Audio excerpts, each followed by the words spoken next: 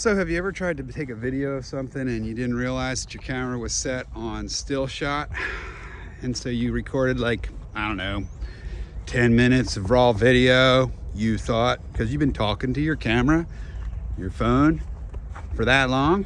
Well, I have. So this is gonna be take two. I'm gonna talk about some stuff here. Take two. We're starting a new unit. It's called Ecology. And it is awesome. It's my favorite unit because I get to take kids outside. I get to teach them about the thing that I love most, and that is nature and understanding the wonders of nature. And just, oh my gosh, I could go on and on and on. I could do this 100% of the time and never teach anything else, but that's okay. What we're going to do today is we're just going to define what ecology is. Ecology is the interactions of organisms with one another. So all the organisms that are out here and how they interact with one another, and then how they interact with their environment. Well, we need to define that a little bit better. So what is an organism's environment? Okay, I get the first part. It says where organisms are interacting with each other. So I've got like birds out here, and they interact with the plants that are on the ground and up in the sky, and they have to interact with people like me and other students, because after all, this is Southampton Middle School, and so there's lots of kids out here. There's even kids that play in the stream after school. I got one up the stream here named Christopher. I met him when I was doing the first take of the video. Anyway, so we've got a lot of critters that interact with each other and plants that interact with each other because they're living things. But interacting with this environment, what the heck is an organism's environment? Well, it's all the things that affect that organism. All the things that affect that organism. So some of those things will be those other critters, right? So the environment includes all the animals and plants and things that are alive, bacteria and things that are alive here, but it's also all the things that are not alive. Like right now, I'm getting some nice rays from the sun, right? Well, that sun is not alive, but is that a factor in this environment? It absolutely is. Okay, here's the part where you have to get out a piece of paper. You're going to set up your piece of paper to look like this one. At the top, it's going to say the environment. On the left side, it'll say biotic factors, living. On the right side, it'll say abiotic factors, non-living. Now you're going to be able to list things from your backyard that are living, that are part of that environment, and abiotic factors that are non-living, right? You can also cheat and start by getting some of the answers that I'm about to give you to you on the video. But you can, we're hoping that you'll have more than just what I give you on the video. You'll have some things from your own backyard. If you want to, you can list my stuff on the top and then put a little line, and then you can have your stuff down below from your backyard. That would be a great idea. And that way you could really explain that to us. There's a stream right down here. And so all the plants and animals and everything like that that live around here, they interact with this stream. And there's certain kinds of dirt and minerals in this dirt. And there are rocks that are in the stream, and there is water flow, and those things are still in here too. So there are some things that the organisms have to interact with that are living, and some that are not living. The living things are called biotic, B-I-O-T-I-C, biotic.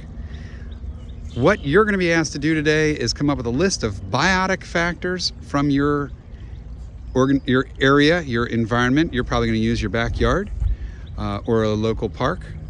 And then the abiotic factors, which are the things that are still present in the environment but are not living. So let's start with that. If I look around here and I start to take some video of this, walking around, I see there are flowers that are coming up in the spring, and there's some grass. There's some sticker bushes here. These are multiflora rose, right? They got all these nasty thorns on them, yeah. And so you have to interact with that. Some of it is still here, even though it's not alive anymore, and it causes you to have to interact with it too. It's even worse. You got your vines. These are all biotic. These are living things. Well, let's slide down here into the stream. Hopefully I don't fall into the stream like I did on my first take. What do you think? Should I jump off? I'm not sure if I should do this. I would never let my students do this. Yeah. So down here we got some living stuff too. If I take these rocks up, I can find little organisms living on the rocks, between whether it is algae or bacteria or even aquatic insects sometimes can be found on these rocks. So if you're a caddisfly living in here, what are the things that you interact with? Well, you interact with the sands and the rocks and the gravel because they actually make their homes out of these little pieces, these little pebbles. You interact with the water flow, but not only this water flow, you also interact with it when it's at flood stage. That water flowed across here. The last rainstorm that we had, the water must have risen up and come all the way over here. And it gathered.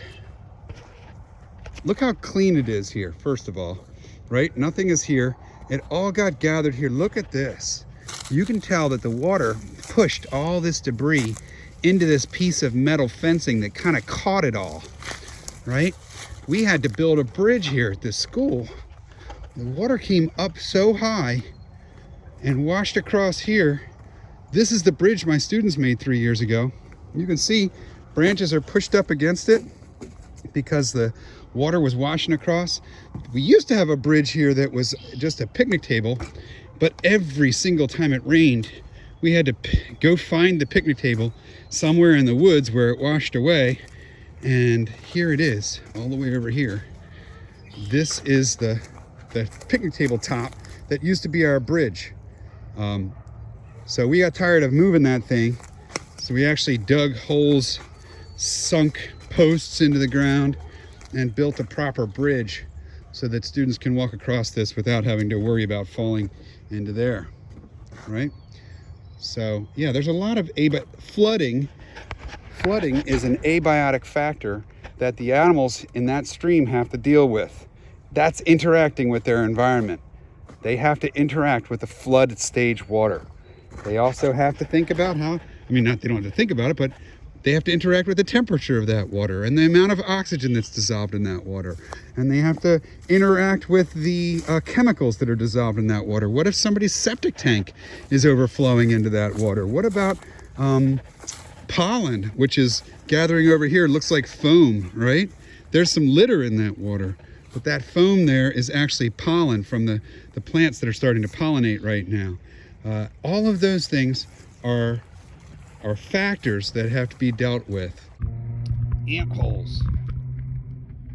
Another biotic factor that the animals in this area and the plants in this area have to deal with.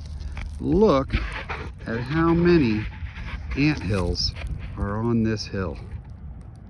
It is covered in them. Can you believe this? This is incredible. Must be thousands of ant hills here. It's wild. Literally.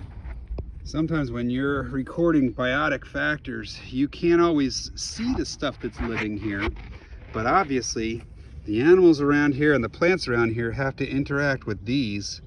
These are deer. So deer tracks, there's dog footprint right next to it. He was probably sniffing that deer. Here's a little baby deer track, right? So there are lots of deer. That's another biotic thing that we could add to our list. What you're gonna do then is go out into your environment and look for the living things and the non-living things. Go on a little nature hike, okay? We're gonna be doing it while you're watching this video at Southampton, right along this trail. You've got your own areas at home. You go do that.